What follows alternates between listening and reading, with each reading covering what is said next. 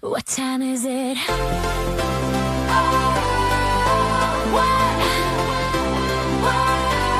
time is it?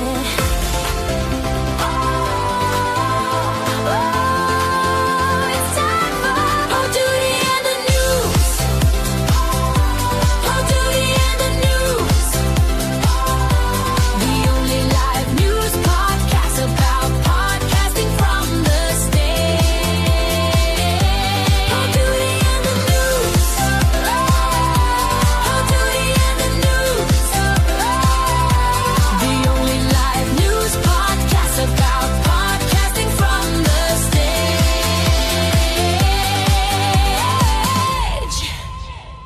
The only live news podcast about podcasting from the stage, and I have an amazing guest joining me today, John Katsavos, Tech Forge Media podcast, Business Insider podcast. John, welcome to the show. Thank you for having me, Jeff. So glad to have you here. I've been reading up on your bio, Tech Forge Media, and I even heard you had a fitness podcast before all this, kind of where you cut your teeth in the podcasting industry. Yeah, it was called the Fitness Oracle, and let's just say the runway ran out before the podcast could take off. Yeah, but a lot of great lessons from there. You learned a lot of strategies, a lot of ways to position it. And is that how you got into really helping other podcasters? Yeah, you could say that. I was running it for 3 years, over 325 episodes. And most of those episodes and that journey was me bashing my head up against the wall and trying to figure out what's going to work, what's not going to work. So there was a lot of more error and a lot of trial, but a lot of error. But what came out of it was the lessons that I learned and I'm implementing now with not only Podcasters Business Insider, but also an audio podcast called Boots on the Ground, A Tech's Life, which is my day-to-day life, and a couple of other episodes, a couple of other podcasts. So a lot of hard lessons, but very important lessons to learn. And I'm trying to not get new podcasters to fall into the same traps that I fell in for 3 years. Yeah, there's tremendous opportunity to grow your reach, expand your audience, make connections on a different level that you can't do with a display ad or a blog post. And podcasting is this great way to connect what you do with people looking for you and your services and your products. Yeah, 100%. And if people want to look for the Podcast Business Insider, any recommendations? You have a dedicated website or just go to the apps? Go to YouTube, type in Podcasters Business Insider. I'm on iTunes, Spotify, and Amazon Audio. I don't know what they call it now. Yeah. They keep changing the names, and it's like, stop doing that. It's a guessing game. Like HBO Max is now Max. Now it's HBO Max again, and then it's back to HBO. Well, I'll have all those links for John in the show notes. Make sure you check out John, check out his podcast, see what he's working on, what he's building, all those things over there, helping other business owners, helping other podcasters. The Podcaster Business Insider, the link will be in the show notes. And this is our Saturday morning version of the show. We grab our coffee, we just sit down, we kind of slow down for the week. We want to, we're all busy during the week, working, doing episodes, doing interviews during the week. But on Saturday morning, we can pour up a cup of coffee, sit down and talk about 6 new live podcast stories about people doing live podcasts around the world. And everybody who comes on the show gets inducted in what we call the crew. So John is now part of Poduty and the crew. Well, we have coffee with Poduty and the crew. And on the website, news.poduty.com, you'll see everybody who's ever been on the show. And on Monday, John will appear on there. You'll see the links for John. You'll see any episode he's ever been on. And so this episode today and any future episode will all be linked there for John so you can stay in contact with them. And it's just an easy, nice little historical record of how the show's been growing and put together. So check it out on the website. John, are you ready to get into our stories? Let's do it. So here we go. Our first story today. We're going dry January. What's going on with this one? Chance Clean Cider is leaning up is teaming up with Sober Boozers Club to record a live podcast episode during Dry January 2026, spotlighting how drinking culture is shifting, not disappearing. Hosted by Ben Gibbs of Sober Boozers Club and John Logue, founder of Chance, the live event brings together leaders from low and no alcohol space, including voices from Alcohol Change UK, Lucky Saint, Counterculture, and Sober Curious creators. Split into insight and community-driven segments, the show explores how brands, communities, and consumers are redefining social drinking, ending with a live audience Q&A. The episode will be recorded in a pub, underscoring the message that moderation and mindful choices are now part of a mainstream culture and not a fringe movement. And for me, this is a news. This was breaking news to me because I've been hearing a lot about how the younger generations aren't going out and having a nightlife like the Gen Xers, the Boomers, and some of the Millennials did. That there's a whole new movement of just being in the moment, just enjoying themselves without having to rely on, alcohol and partying. And there's even dry bars popping up where, people go in, they're just having club sodas and lime or, specialty cocktails that are non-alcoholic. And it's a big movement. And as we know, Dry January is a big thing that happens every January. And here's a business leaning into all that. It's a current event. It's a trend in mainstream that we're starting to see. And they're hosting this event. They're bringing people together who think the same way. Like, hey, we can go out and have fun without having to have booze and drink and everything. We can have good, entertaining conversations without all that other stuff. And just to see a pub and this community leaning together to bring people together, I thought that was a pretty amazing experience. And especially this time of year, tying it in with a lot of people trying to celebrate Dry January after the holidays. This is coming from an ex-alcoholic. I never really understood Dry January.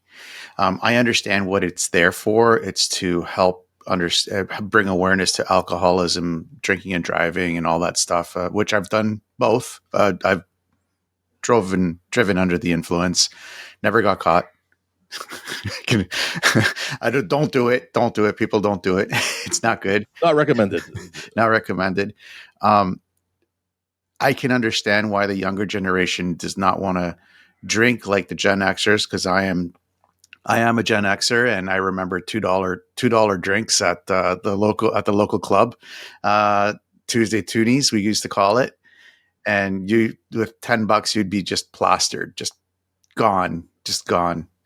I like the idea. I really like that idea. I think that is a really good idea and really good awareness. I understand how expensive alcohol has become, especially here in Toronto. It's ridiculously expensive. So, I mean, I can understand where the new generation is like, I'm not going to just spend all that money just to get hammered. It's not going to happen. But also health-wise, coming from an ex-personal trainer who used to be an alcoholic, it's not the best choice that you can make. So I really like this idea where they're bringing more awareness, and the podcasting space has just blown up, especially the live podcasts. It's just blown up like crazy. So to marry the two is hugely important to me, and good for them. I give them all best credit and all the best of luck, because I'd really love to support these guys, because it's an amazing project. Yeah, and this seems different. This is a different tone to, just 10 years ago, just celebrating Dry January was a thing you try to accomplish. But there's a whole movement, I think, behind us that extends well beyond Dry January, where people are living clean, healthy lives all year long. And that's the trend, not just this 1 month, like you're saying, hey, it's a good start. But here's a bunch of people who are embracing that year round. And to be able to bring those people together, connect, maybe even share when you're struggling, or hey, this is a crazy week, I just want to do something. Hey, here's a bunch of people that can get together and just have a good time without introducing any of that other stuff. Yeah, I totally agree with that too. Like it's Like I said, coming from an ex-alcoholic, it's one of the hardest things that you can give up, next to smoking, which I also did. It's the Greek in me. Booze and smokes are but yeah, I think it's really important. But the one thing that I wanted to let people out there struggling with alcoholism, especially, is like, don't just stop at January. Try and keep going. And I think something like this podcast, where they teamed up with a dry bar, is it's important for them to, become part of that community, to help them through that struggle, through that journey for them, because it's not an easy one, not an easy one at all. A lot of times you would be doing dry January by yourself. Maybe your friends didn't do it, and they're trying to drag you back out. But now there's so much more support for it. It's so much more embraced. So again, just a great opportunity here. Way to plug in the current events. I think it's a great way to tie your podcast into what society's doing, and bring that community together. Bring them into your business. Have a great night out. Tell stories, share stories, and just enjoy each other's company. Well, to add to that point that you just said about your friends, I remember, I think it was Dan Pena. Might have been Dan Pena who said this quote: "You are the sum of your closest 5 friends." Yeah. So if your 5 friends are going out drinking every night, guess what? You're going to be the 6th man in. If your closest 5 friends are, being business owners and responsible adults, well, guess what? You'll end up being that. So maybe if you are looking to get out of, alcohol, drinking and all that stuff, maybe it's time to find new friends. Yeah. Yeah. And if this event isn't in you don't live in this town, I think this was in the UK, there's probably something happening in your town that's somewhere near you. Go out and find that community, whether it's a podcast or just a group. Go out, hang out. Like you can at our second story. This was submitted on our website, news.poduty.com. We have a place to submit live podcast news. And this one is: a listening party is bringing its show to a live audience with a taping at Technica House, NYC, blending comedy, music, and communal listening into a ticketed experience. Hosted by comedians Drew Riley, Yasmin Ramos, and Jacqueline Yue, the podcast book hook is simple. They review iconic albums while openly admitting they know nothing about music. The live format lets audiences experience the unfiltered reactions, cultural commentary, and improvisational humor in real time, turning a familiar podcast premise into a shared in-room event. Scheduled for just happened January 21st, the show highlights how comedy podcasts are increasingly leaning into live tapings as experiential content, where audience energy becomes part of the product. And thanks again to Ariel for submitting this in. If you have a live podcast coming up, let us know. We'll review it here on Poduty in the News. Here's an example of comedians doing something outside the box. And comedians love sharing the stage. They love performing in front of people. They love doing improv. They love doing crowd work. And here's a chance where they're going to set up a premise of playing a song and then reacting to it without knowing anything about music. It also works with comedians in the kitchen. Whenever you see somebody cooking and they have no idea what's being made for them, comedians can comment on it and tell stories about when they experience maybe that sandwich on the road somewhere. And you get to have this other perspective, not from a professional critic, but from these comedians making the audience laugh, playing these songs, goofing on each other, goofing on the songs, and adding their own take, maybe even a story about something they experienced while the song was on. I've always been fascinated by comedians. An old friend of mine is a very popular Greek comedian in America and in Canada, outside of Greece. When I see him teaming up with his comedian friends, it's always the funniest thing in the world. Like the jabs that they give each other, and I would like to see more of that on Instagram from them, because what I've been seeing on Instagram lately is a lot of like stage stuff, and it's just too staged for my liking. Diversify. Just make it a little bit more real, a little bit more, more personalized kind of thing. Like, I love comedians. Don't get me wrong. I love, who doesn't like a good laugh, right? And especially when it gets down and dirty. Because again, Gen Xer, I grew up with Andrew Dice Clay. I grew up with all these really hardcore comedians like Eddie Murphy when he was really Eddie Murphy. There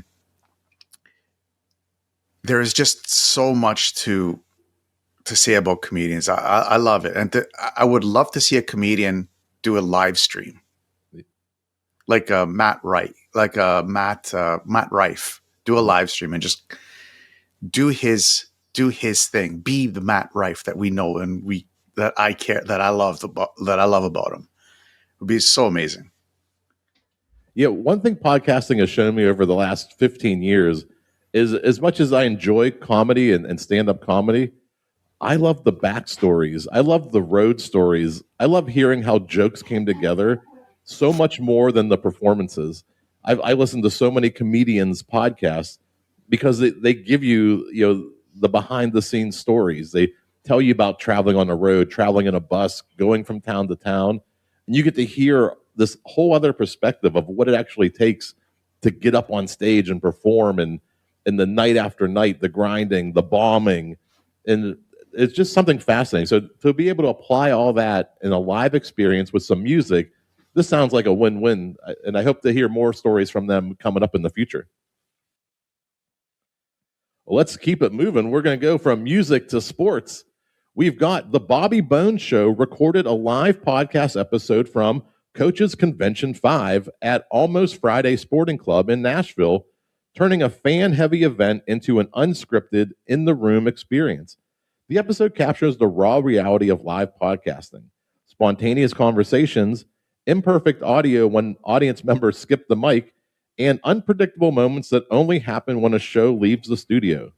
Members of Sore Losers Nation packed the venue as hosts shared stories, fielded audience questions, and welcomed surprise guest Pitts to talk football and life.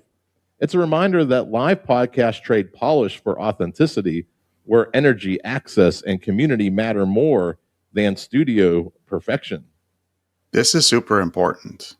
And you just said the most important part at the end, that the community part is the most important thing that podcasters are after.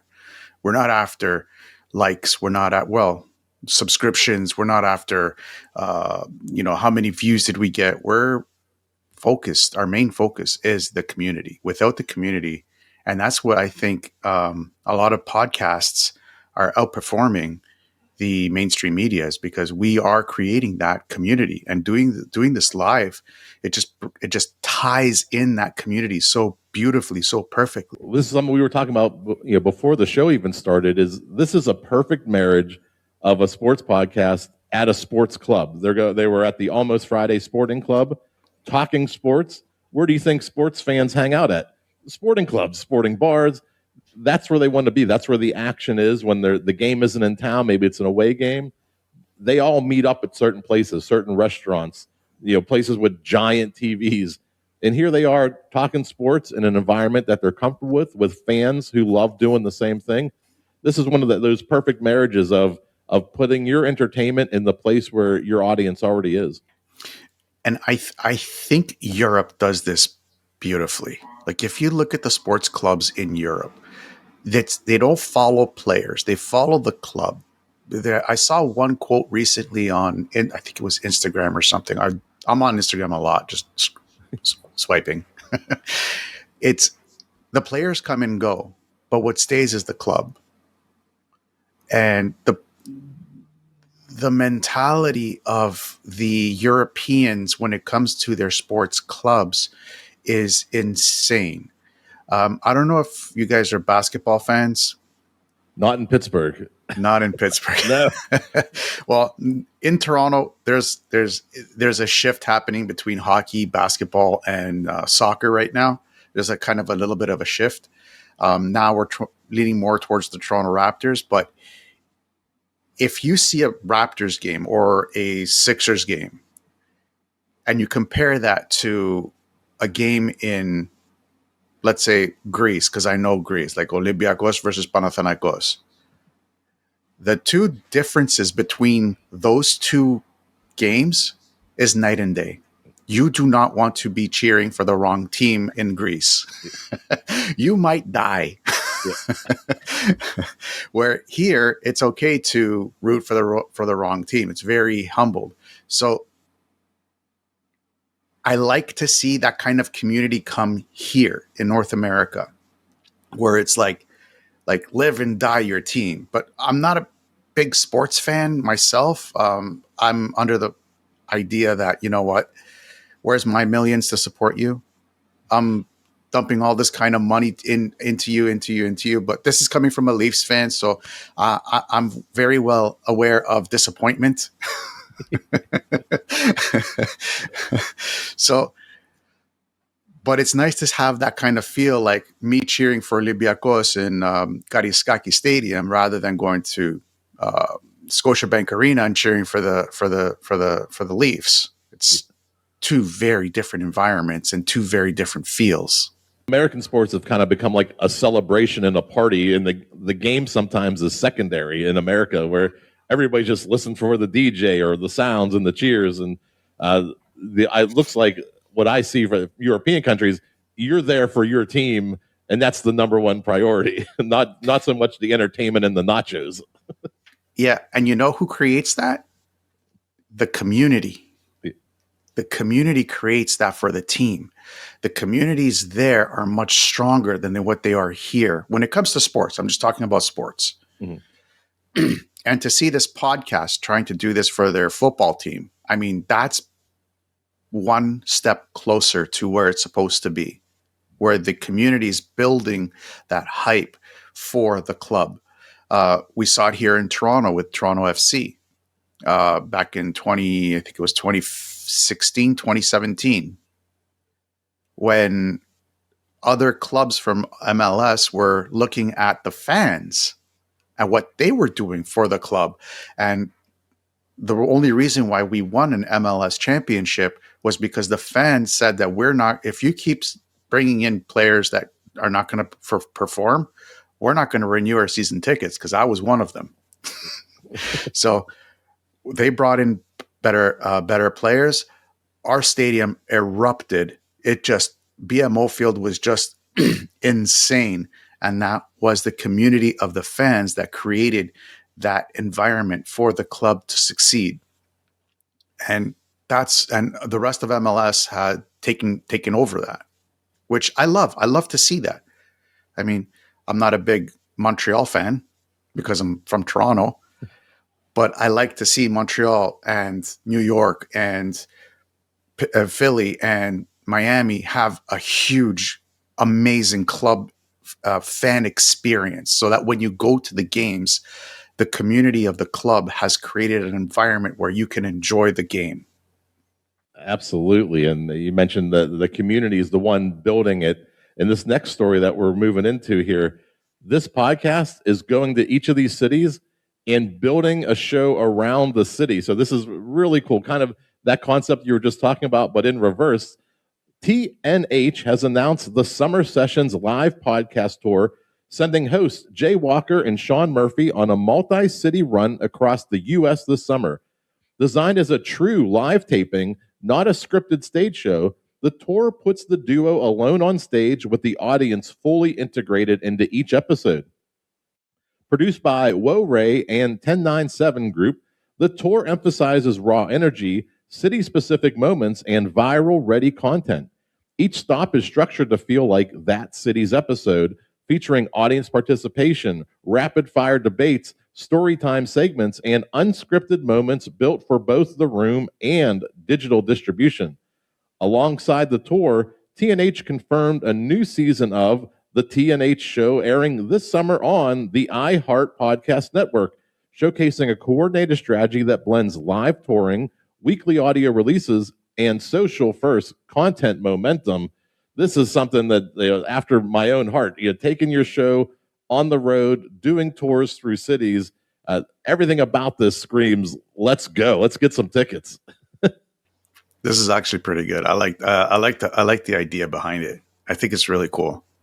Good for them for coming up with this idea. And to be able to tailor your show to the city, to that community, imagine the bond that's going to build in each of those stops where people now they really relate to the hosts that they're already listening to and love the hosts. They're going to go see them live, and now they're going to give them back an episode based on their hometown. That's pretty big. It's going to be hard to overcome, that type of engagement. That's powerful. And this is why mainstream media is having a hard time right now. It's because of men like this that are going out town to town and really really speaking to their audience in that specific area, in that specific demographic. And this is the power of podcasting and live streaming, is that you have the ability to do that instead of having all these broad conversations with millions of people. Instead, you're just having a conversation with just a few people, and you're really connecting with them. I think this is amazing. I think it's powerful, and I think this is a good platform to copy. Maybe you're not ready for a U.S. tour, but you probably have a bar or a restaurant or a library with a media center in your hometown. That's a great place to start. Yeah. If you have a theater like we built here, start there.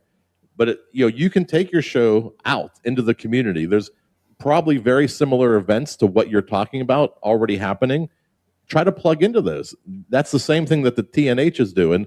They're plugging into their fans in their town. They have a much bigger base, but you have people in your hometown that are probably interested in what you're already talking about. Go out and find them and see if you can do a live show. It'll change your whole perspective on podcasting and what you think is possible for a podcast. There was a really interesting, I'll call it an experiment, because I don't know if it was an experiment or not, at the Podfest, when I went to Podfest back in 2022. I don't know if you went to Podfest. I don't know if you heard of Podfest. I haven't yet. That's on my bucket list. Well, I went, and they had a like a small section that was just there for pop-up interviews, pop-up podcasts, kind of. And it was quite fascinating. And it got me thinking, that one thing got me thinking, why not go to trade shows that are kind of tailored to what you're doing? Put up a podcast booth there, and then invite the other people that are there to sell their products or introduce their products to your booth and interview them. And on top of that, interview the people that are coming to the trade show. Why are they there? What are they doing? What are they looking for?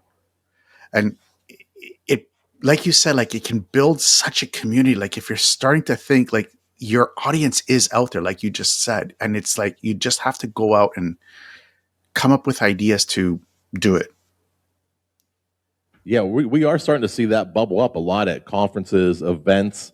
We're seeing people bring in a lot of businesses like your training already have their podcasts, and they're starting to take them to their booth and record a show with customers in front of them. We're even seeing some of the main entertainment on the main stage be a podcast, whereas 10 years ago it might be a band in between keynote speaking or a magician or a comedian.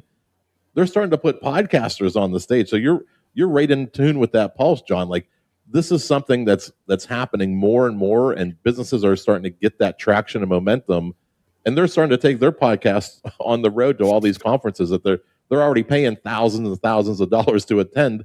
They might as well get some content out of it. Mm-hmm. It's a great idea. And like Podfest was the one that actually planted that seed into me, which was another podcasting conference. And speaking of, look at what Podfest is doing. They're doing these things called pod tours. Yeah. So during the year, when the conference isn't happening, they go to different cities and different stops, and they're doing small community gatherings to start to build that momentum for the main conference. So, Podfest, pod tours, these things that John's talking about, these are things that's happening right now. You plug into them, see if you can make it happen. Let's keep it moving. Speaking of making it happen, Down with the Boring kicked off of 2026 with a live recorded episode broadcast from Rockaway Beach, at Buteland's in Bognor Regis, turning a holiday camp into an unexpected podcast venue. Recorded in front of a live audience, the episode features Anthony Scissormick and Prima Queen in a loose, unfiltered conversation reflecting on the chaos of 2025, creative momentum heading into the new year, and the surreal experience of starting January backstage at a seaside resort. The setting becomes part of the storytelling, adding texture, spontaneity, and authenticity that wouldn't exist in a traditional studio. The episode aired live on Dork Radio and will be distributed across all major podcast platforms, reinforcing how live recordings can fuel broadcast, on-demand audio, and app-based ecosystems simultaneously. This sounds like they're hitting the cylinder on all heads. I think, is that the right saying? They're hitting, they're firing on all cylinders. That's what we're looking for. Personally, this just seems a little bit too fluff for me. I'm like more like raw, real, and I'm just seeing like resorts and stuff like that. It's like, really, guys, like, come on. Like, I don't know what their audience is like. I don't know what their audience is talking, but this would not interest me at all. I would be more interested in their broadcasting, their on-demand radio, and their app-based ecosystems. I would love to see what they would talk about that as, again, like, I'm coming like from an IT perspective. Like, that's my heart. My heart and my soul is IT and automation and all that stuff. But to be doing it from a resort, just sounds seaside resort. Come on, man. Well, like I'm a big goofball. Like I like my shows to be a party. Like I do a Pittsburgh podcast meetup, and we're just goofing around, sharing podcast stories, and I do a trivia show that makes like everything I do is kind of like a game show. Like this podcast is almost like a game show where you come on down, you're the next contestant, and we're talking about stories and hanging out. So I see both perspectives. I do see, and I haven't. I'll be honest. In the past, I haven't seen podcasting as a business thing, as a thing you could do to grow customers. I always thought it was like a fun, be a goofball on, almost like your own radio show, but being silly. So I'm starting to see the full circle. And I just found out about audio dramas, if you're going to believe that.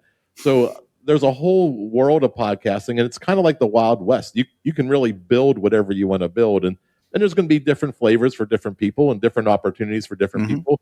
You'll find the thing that fits you, and that's the one that you'll go support and hang out with. Well, that's what I love about podcasting and live streaming. It's like, it doesn't speak to everybody. Like I've said before, it speaks to a certain amount of people. Like the only reason why I would watch this is to get more information on the technology behind it. I couldn't care less about the frills behind it. But the technology is what really drives me. It's like, okay, what did you do with this app? How did it improve your business? How did it improve the the back end stuff for your business? And I was the same as you. It's like with the Fitness Oracle, I never really thought of the Fitness Oracle as a business model until I ran out of money. Well, I got bills to pay. So yeah, I was living in Florida at the time. I'm like, I can't afford to live in Florida with not making any money. So, I mean, it's for me. It would be. I would be more interested in seeing the dorky side of it. Yes, because I am a dork. I am a nerd at heart. Big dork, big nerd. Especially when it comes to with the audio apps and the app-based ecosystems and the broadcasting methods that they use. That something like that would really interest somebody like me. But I can see the value in having a little bit of entertainment with that. Yeah, you want to see how the sausage is made. You want to see, how did they get to this point? How did they set up the stage? What's the technology? What are they running for, sound and music and slides? And, is there video interactive? And then they're recording that. They're editing that as a finished product. Maybe it's a video that goes on YouTube later on, or in a private club or private membership community.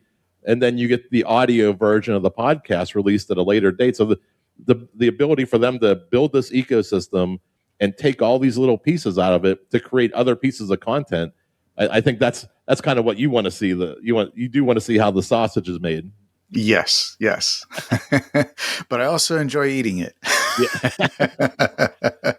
Well, we're going back to sports. We got our final story today, and you were talking Toronto. You got the Blue Jays. I got the Pittsburgh Pirates. I don't think the Pirates haven't had a season over 500 in a while. It's been a while. But here's something happening at a minor league baseball game. Minor League Baseball took live podcasting into the ballpark when the show before the show recorded a live episode during a game at TD Bank Ballpark, home of the Somerset Patriots. To celebrate the podcast's 10th anniversary and 500th episode, the Patriots hosted a full podcast theme night integrating live interviews, in-game activities, and a live podcast segment broadcast over the PA system between games or between innings. Hosts Tyler Maughan, Sam Dykstra, and Benjamin Hill weren't just recording content, they were embedded into the fan experience, appearing on the game broadcast and interacting with fans throughout the doubleheader. The event shows how live podcasting can function as in-venue programming, blending sports, storytelling, sponsors, and community into a single experience that works for fans in the stadium and audiences listening later. And this one, I'd love to go get a beer with you, or go get a hot dog with you, and go to the stadium and watch a game, and then hear a podcast in between games. That would be awesome. Again, this is what I was talking about with the last part that we were talking about, how the fans are creating the community to support and make it a fan experience in the stadiums. This is amazing. Like, I love seeing that.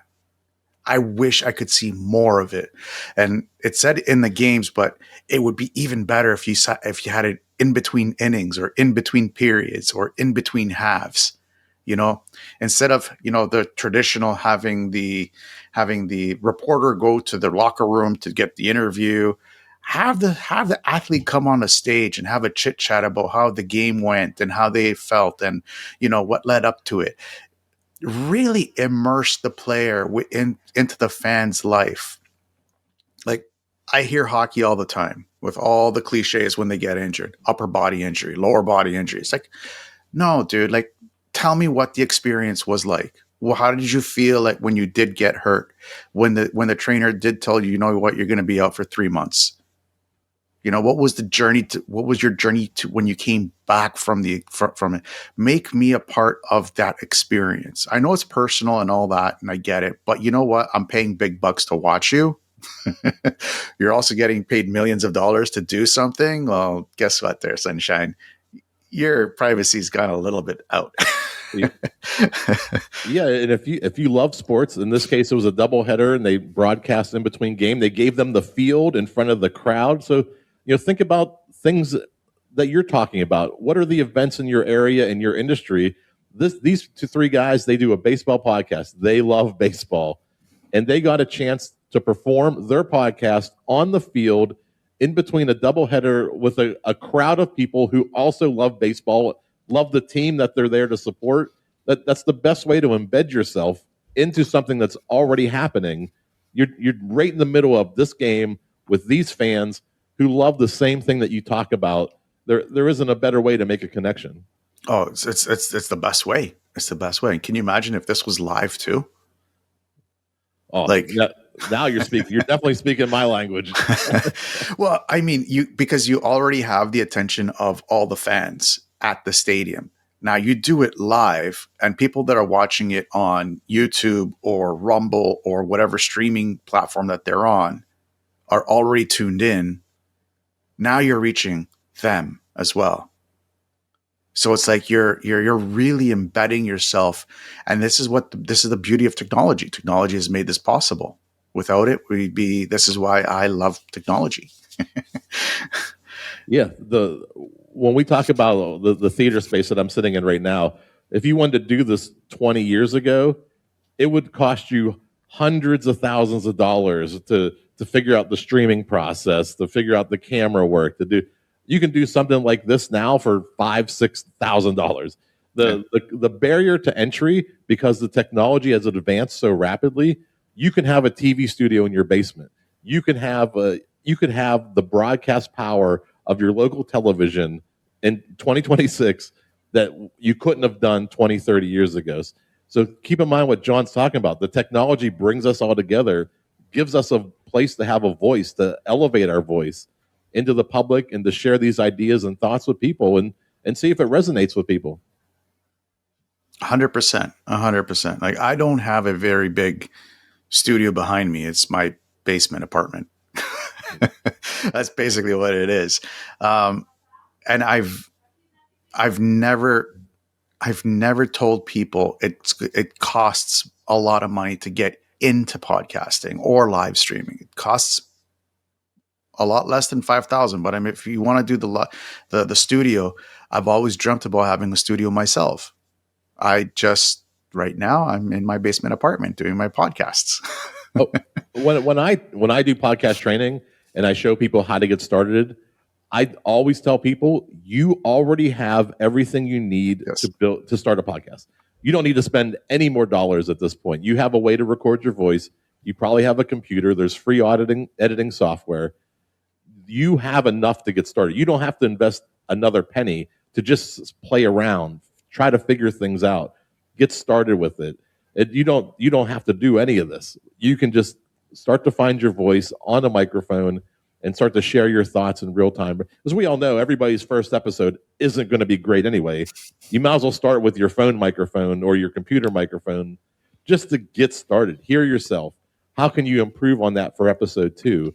And that learning curve is part of the growth of your podcast, and it's part of the identity of your show that makes your show unique. But everybody's episodes 1 through 10 are a bit rough. Yes, they are. Well, John, this has gone so fast. We're at the end already. One last time, people want to connect with you, find more about the Podcaster Business Insider and Tech Forge Media.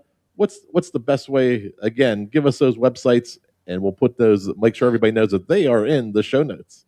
The best way to find me is to just find me on YouTube, Podcasters Business Insider. I'm doing a special series. I'm launching a special series today on how to grow from 0 to 100 subscribers. Now, I've never been a big fan of subscriber count. I'm just using that as a measure to success, and that everything that I'm doing is going exactly where I need to go. So you can find me on YouTube, LinkedIn, and YouTube and LinkedIn. Those are the only 2 platforms I'm focusing on, because another thing I believe is in being hyper focused in the platforms that are where your audience is, not being out there too far, because voice in the woods is not heard by anybody. That's the tree falling down and no one's around to hear it. Yeah. Did it make a sound? Don't let that be your podcast. Follow John. Check out the links in the show notes. We'll check him out on YouTube and LinkedIn. It's a great strategy too.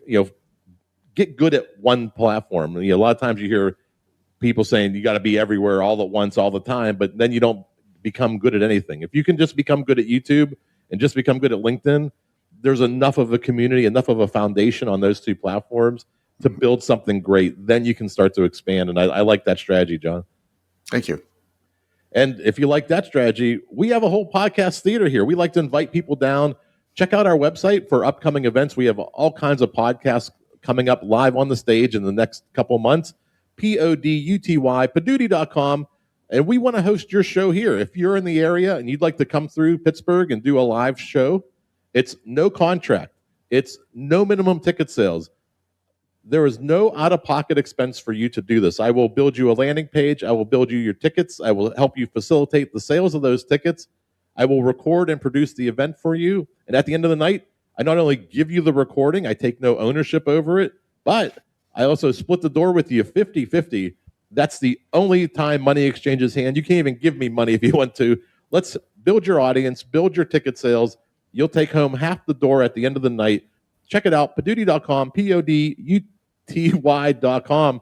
And you can check out our upcoming events. And if you really enjoyed this show, if you enjoyed the conversation with John and I, please leave me a review. It's called Poduty in the News on your favorite podcast app. You can find on the website at news.poduty.com. And John, that's the end of it. I'm going to go ahead and play us out of here. Thank you for joining me. We will see you on Tuesday. What time is it?